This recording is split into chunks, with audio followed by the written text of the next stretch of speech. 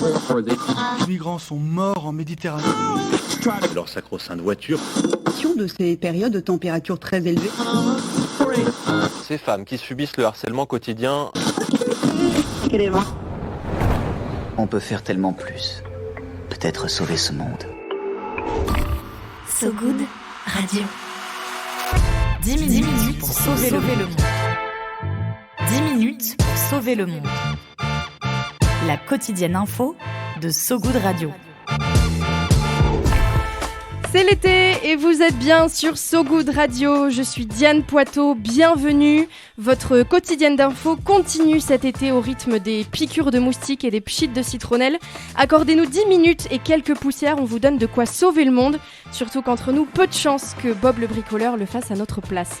Et pour sauver le monde cet été, on vous propose une série d'entretiens avec des gens qu'on aime bien, des artistes, des spécialistes, des humoristes, des passionnés qui vont nous donner leur regard sur l'actualité. Aujourd'hui, je suis très heureuse d'accueillir Guillaume Meurice.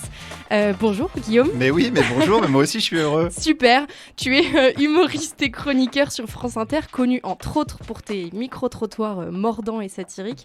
10 minutes et des brouettes, oui parce qu'en vrai comme il y a Guillaume Meurice on fera pas 10 minutes. Ouais, chiche, on fait 10 minutes. Essayons toujours, 10 minutes bien tassées pour sauver le monde, session été, c'est parti. 10 minutes pour sauver le monde. So Good Radio. So Good.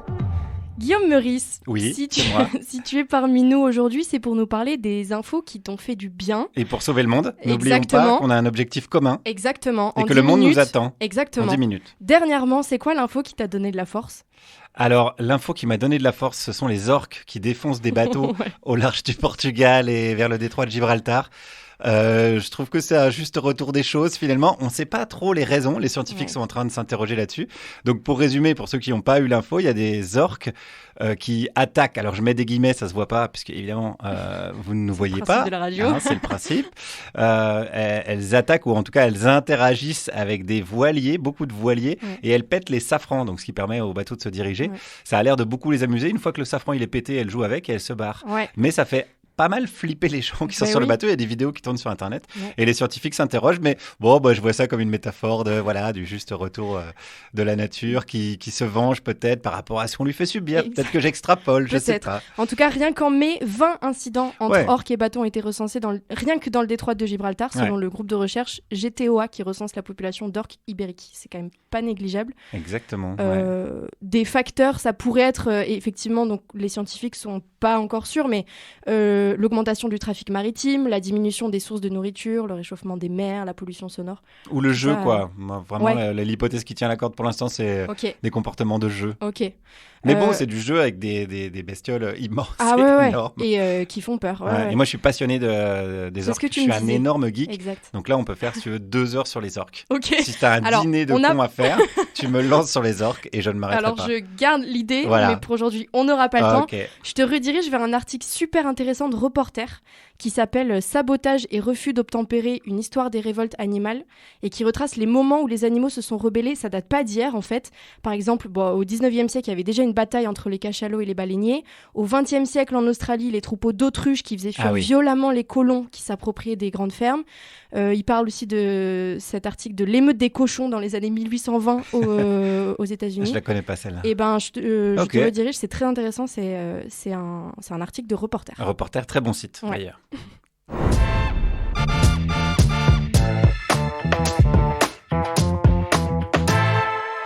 Pour la deuxième actu, Guillaume, tu voulais nous parler d'Éric Ciotti, le président des Républicains qui parle écologie. Oui, parce que on m'a demandé mes actus qui me donnaient plutôt la patate. Alors, Éric Ciotti... Tu fais référence à quel moment exactement et pourquoi c'est une bonne nouvelle selon toi ? Mais c'est une bonne nouvelle, je trouve. Alors, j'ai pris Éric Ciotti exprès parce que c'est vraiment la dernière personne qui parle d'écologie, mais... Je me dis que quand même, c'est une des thématiques qu'ils sont obligés de mettre dans leur programme, tous ces gens de droite, d'extrême droite ou de droite extrême, on ne sait plus comment les appeler. Mais je vois ça comme un signe positif. Je m'explique, moi, j'ai des parents qui sont écolos.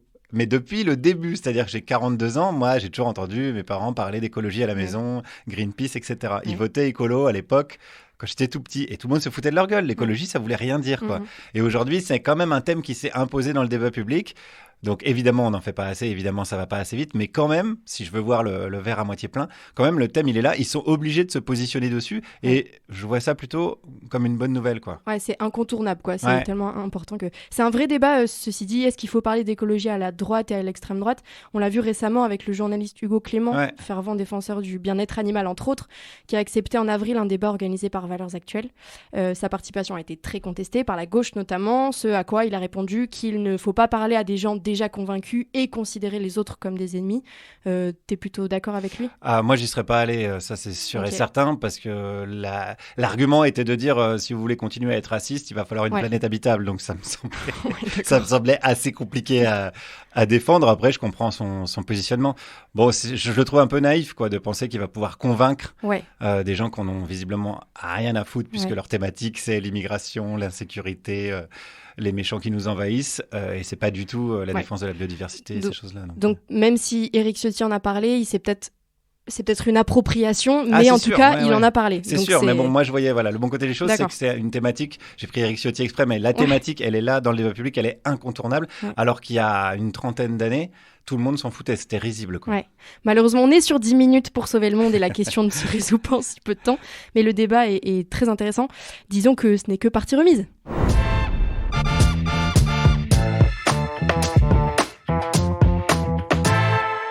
Alors, je crois que la dernière actu que tu voulais nous partager est une exclue. Oui, c'est une exclue. Pour So Good Radio. Elon Musk à la gastro. Et ça m'a fait plaisir d'apprendre ça. On est d'accord. Je pense qu'il n'y a pas de petit ou de grand plaisir. Il n'y a que des plaisirs qu'il faut glaner ici et là dans la vie quand elle nous les offre. Et ça en fait partie. Et là, j'ai trouvé que c'est une info qui était chouette, quoi. On lui souhaite quand même un prompt rétablissement ? Non, pas du tout. D'accord. Non. Il y en a marre d'être tolérant, gentil avec les gens qui bousillent la planète et qui mettent de la merde dans les cerveaux de la population. Donc non, on lui souhaite rien. D'accord.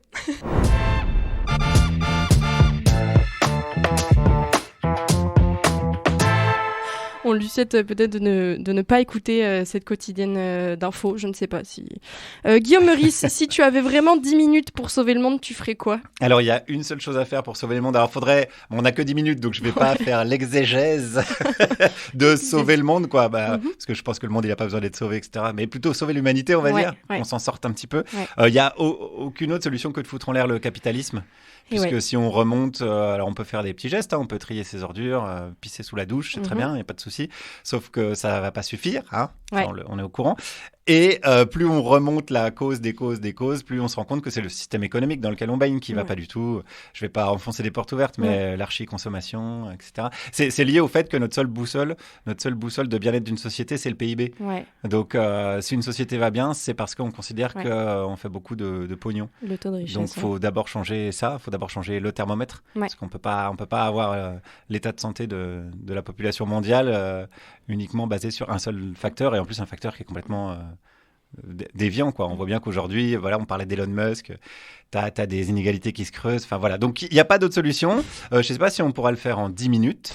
Ça me semble compliqué, mais... en tout cas, il faut inventer autre chose. Et en même temps, c'est pas inventer qu'il faut, ça existe déjà.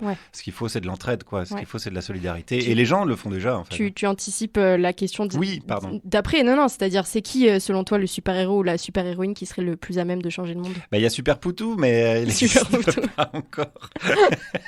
Mais pourquoi il n'est pas très opérant pour l'instant. Le prototype n'est pas abouti. Donc, la seule solution, c'est le collectif. Et ce que je disais, c'est que les gens, ils sont déjà en train de s'organiser quand il y a quelque chose qui merde, quand il y a une catastrophe naturelle, mettons. Les gens, ils s'organisent déjà, ils attendent pas tout d'une structure économique ou même d'un État. Donc le collectif crée des liens entre nous, mais même ce qu'on fait là, quoi, faire de la radio, discuter, échanger, se rencontrer, et puis considérer que ça a quand même beaucoup plus de valeur qu'un chiffre sur un compte en banque. Oh là, c'est beau ce que j'ai fait. Je vais être élu Miss France, moi, avec ça. Je te propose un petit jeu. Je vais te donner 3 actus. Il faudra que tu me dises si elles sont vraies ou fausses. Ah ouais, ok. Première actu, Ségolène Royal, ancienne figure de la gauche, a annoncé fin juin qu'elle rejoindrait l'équipe de Touche pas à mon poste. Ouais, c'est vrai. Oui, je l'ai suivi, évidemment. On pourrait croire à une blague, mais c'est vrai. Pas en tant que chroniqueuse permanente, mais une fois par semaine pour décrypter un sujet de l'actualité politique. On va tester, on verra. aurait-elle précisé. Ok. Voilà. Deuxième actu, un iceberg en forme de phallus a été repéré au large d'une ville dont le nom signifie Godmiché. Je crois que c'est vrai. Hein. Alors, je sais pas si la deuxième partie est vraie, mais je crois que je l'ai vue, cette image. Alors, cette info est entièrement vraie. Ouais, d'accord. Ça s'est passé fin avril sur l'île de Terre-Neuve, au large du Canada. Ok. C'est un photographe résident de Dildo, voilà, qui signifie d'accord. Godmiché en français, qui a pris les clichés. Ça n'aura pas duré longtemps, ceci dit, puisque l'iceberg s'est effondré le lendemain de la photo. C'est ce qui arrive souvent C'est avec ce qui les arrive phallus souvent. en érection. Troisième actu, énième retournement de situation. Par souci de pluralité d'opinion, l'émission de Charline Vanhoenacker et Alex Vizorek, C'est encore nous, sur France Inter, devrait être remplacée par une émission Oh non pas vous, avec des billets d'humeur de Pascal Praud. Ouais, j'aimerais bien. Alors là, j'aimerais beaucoup que ce soit vrai. Malheureusement, je crois pas. J'ai pas entendu l'info. Eh ben moi non plus, je l'ai Ah, pas entendu. mince. Elle sort de mon imagination, c'est faux évidemment. A priori, ceci dit, l'émission devrait être déplacée et diffusée le week-end. Viens voir un peu par ici. Le Pen J'ai une bonne nouvelle pour toi. dans le maillot. Le Pen dans le maillot. Tu connaissais l'expression le peigne dans le maillot ? Non, pas du tout. Alors, avoir le peigne dans le maillot, c'est être capable de le dégainer à tout moment, même depuis son maillot, en sortant de la piscine, Ah. pour se recoiffer, Eh ouais, comme ça, beau avoir gosse, la un peu. classe Ouais. en toutes Ok. circonstances et pouvoir crâner, quoi. Pour cette session d'été, on demande à nos invités de nous conseiller un truc à faire, à regarder, à voir, à savoir ou à écouter, quelque chose qui les a rendus un peu moins bêtes. Quand est-ce que tu t'es senti particulièrement intelligent, Guillaume ? Alors ça c'est compliqué comme question. Bah, Mais en- c'est relatif l'intelligence. en gros, donc, ouais. En interrogeant Éric Ciotti par exemple. J'ai l'impression qu'il y a une thématique Éric Ciotti dans C'est- cette émission. c'est- Et là c'est- on se c'est quoi sent ta- vraiment fort quoi. On se dit Ouais. ah ouais en fait d'accord ok je suis pas si con que ça quoi. Ouais, d'accord. C'est pour ça que c'est utile les touche pas à mon poste ou des trucs comme ça parce qu'on se dit des fois dans la vie on se dit ah on est con j'arriverai à rien je suis con Ouais. et là on regarde touche pas à mon poste il y a Marlène Schiappa dedans on se dit mais en fait je suis un prix Nobel. En fait, ça C'est va. incroyable. Donc tout est relatif. Alors mon conseil quoi ta pour reco, l'été, ouais. ma reco, c'est le livre de Pablo Servigne Ouais. qui s'appelle L'entraide, l'autre loi de la jungle. Pour être cohérent Ça par rapport revient à ce sur que ce je que tu disais avant, disais. mais surtout pour démonter l'idée qu'une société est basée sur la compétition. Mhm. Aujourd'hui, on est dans la compétition permanente, les notes, etc., les audiences, tout ça, tout est chiffré, tout est chiffrable. Mhm.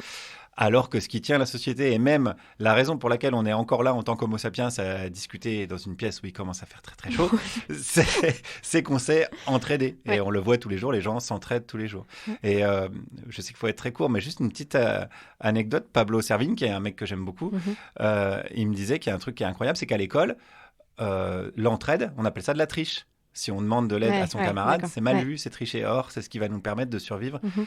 et d'exister tout au long de notre vie. Donc il y a des petits paradigmes comme ça à changer dans notre cerveau, mais c'est des... C'est pas trop dur à lire comme livre ? Non, pas du tout, non. Ça- Justement, en plus, moi, ça se j'aime lit pas bien. les trucs Ok. trop compliqués avec des gens qui s'écoutent lire, écrire ou Ouais. penser. Ouais. Donc, non, là, c'est vraiment accessible. Accessible, Si je l'ai ok. lu, c'est que c'est accessible à tout le monde. L'entraide, l'autre loi de la jungle de Pablo Servigne, c'est un Ouais. livre de 2017 Ouais. et c'est aux éditions Les Liens qui libèrent.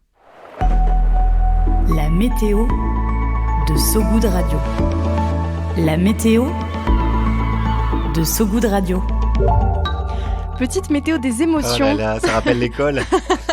Comment tu te sens en ce moment, Guillaume ? Bah, ça va. Ouais, Moi, je suis plutôt... on a tendance à dire que je suis assez d'humeur égale, quoi. ok, C'est-à-dire que je suis pas trop de saute d'humeur, donc Ok. ça va. ok. Ça va, Pas- cool. Quoi. J'ai une petite technique qui s'appelle les plumes de canard. Je sais pas si vous voyez les Non. canards, comment ils font. Ils lissent leurs plumes. Bon, ils ont une espèce de glande, c'est à côté de leur anus. Donc ça, je conseille pas de le D'accord. faire parce que vous allez vous rompre Oui, c'est la ça, colonne c'est- vertébrale. Déjà, c'est Ils compliqué. prennent une petite substance et ils lissent leurs plumes. Comme ça, ils sont complètement imperméables. D'accord. Donc, c'est-à-dire que voilà, les mauvaises nouvelles, les mauvaises infos, ce qu'on pourrait Ça nous glisse encaisser, dessus, quoi. Ouais, ça nous glisse D'accord. dessus. C'est plus efficace qu'une armure. Une armure encaisse les coups. Ouais. Les canards, non, ça glisse comme ça. Voilà. Je Incroyable. mime en même temps, mais bon, j'ai toujours pas bien compris le principe de la radio.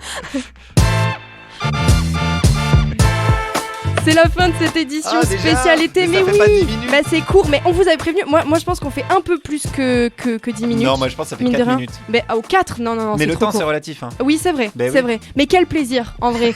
Merci beaucoup, Mais Guillaume merci. Meurice, d'être venu nous voir à So Good Radio. Merci à vous qui nous écoutez en direct et à vous qui nous écouterez dans le futur en podcast sur notre site sogoodradio.fr. et sur toutes les plateformes d'écoute. Guillaume Meurice, on peut te retrouver sur scène pour ton spectacle Meurice 2027 dans toute la France à partir de la rentrée. C'est vrai. Tu as aussi un livre, Petit éloge de la médiocrité, paru en février aux éditions Les Pérégrines. C'est vrai. Et puis un podcast sur les océans à venir à la qui arrive. rentrée. Oui. Si vous aimez ce format, n'hésitez pas à nous le dire, à liker, commenter, partager l'épisode. La chanson du jour, on commence à entendre, c'est l'invité qui l'a choisi. Guillaume, la chanson qui donne la patate, tu nous la présentes ? I'm yours. Bah, je sais pas, j'aime bien le. Voilà, ça met la pêche, ouais. De C'est un Ja- peu sautillant, j'aime bien. De Jason Mraz. Exactement. On l'écoute tout de suite. À très vite sur So Good Radio. Salut tout le monde, bel été.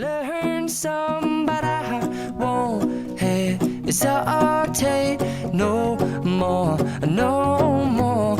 It cannot wait. I'm yours.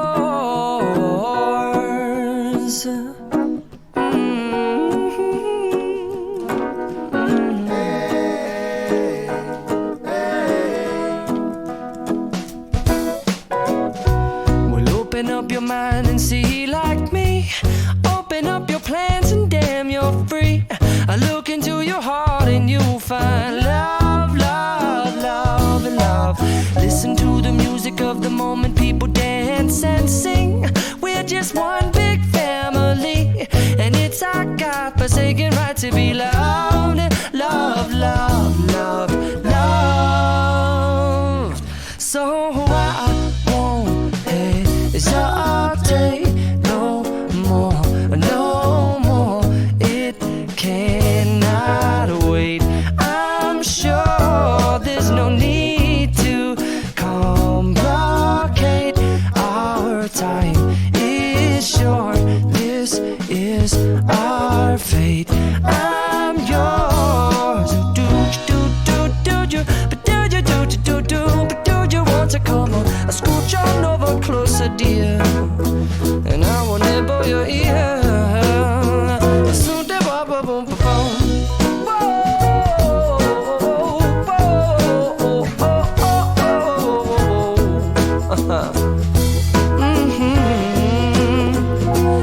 I've been spending way too long checking my tongue in the mirror and bending over backwards just to try to see it clearer, but my breath fogged up the glass, and so I drew a new face and I laughed. I guess what I'll be saying is there ain't no better reason to rid yourself of vanities and just go with the seasons. It's what we aim to do. Our name is our virtue, but I won't hesitate no more, no more. It cannot wait. I'm yours. Well, open up your mind and see like me. Open up your plans and damn, you're free. I look into your heart and you'll find that the sky is yours. So please don't, please don't, please don't. There's no need here to complicate, 'cause our time is short. This is our fate. I'm yours. Ba-da-bum-da-ba-bum.